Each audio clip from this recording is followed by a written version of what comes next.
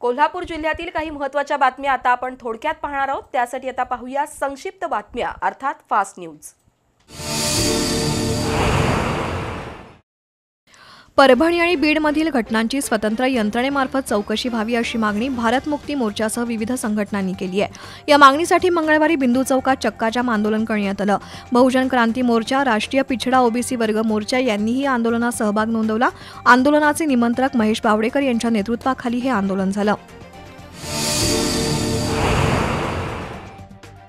कोल्हापूर शहरातील खड्डेमय रस्त्यांकडे कोल्हापूर महापालिका प्रशासनाचं लक्ष वेधण्यासाठी मंगळवारी हॉकी स्टेडियम परिसरातील नागरिकांनी आगळंवेगळं आंदोलन केलं।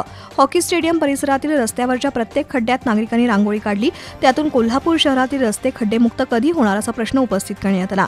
या रांगोळी आंदोलनात चंद्रकांत कांडेकरी, राहुल चौधरी, निवास भोसले, संतोष जाधव, विजय देसाई, बाळासाहेब देसाई यांनी भाग घेतला होता।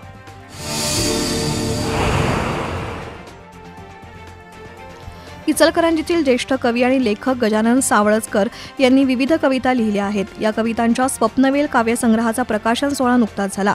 प्रारंभी तुषार सावळजकर यांनी कवितांबद्दलची माहिती दिली, तर सूर्यकांत काजवे, मधुकर आपटे, सुभाष पोद्दार, सायली सामक यांनी आपल्या भावना व्यक्त केल्या।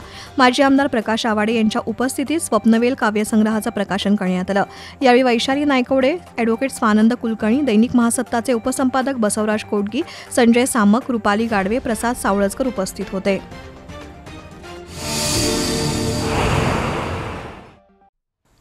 कोल्हापुरातील पियुष तेजवाणी, रोहित तेजवाणी, अफ्ताब चौधरी, तुषार तुपे, अक्षय साळवी, राज सकटे, विनायक पाटील यांनी पांजरपोळमधील मुक्या जनावरांसाठी 50 किलो चारा आणि पालेभाज्या दिल्या। यातून या तरुणांनी प्राणीप्रेम आणि माणसातील संवेदनशीलता दाखवून दिली। भारतरत्न डॉक्टर बाबासाहेब आंबेडकर यांच्याबद्दल केंद्रीय गृहमंत्री अमित शहा यांनी अपशब्द काढले। या विरोधात डेमोक्रेटिक पार्टी ऑफ इंडियाच्या वतीनं कोल्हापुरात 7 जानेवारीला निषेध मोर्चा काढण्यात येणार आहे।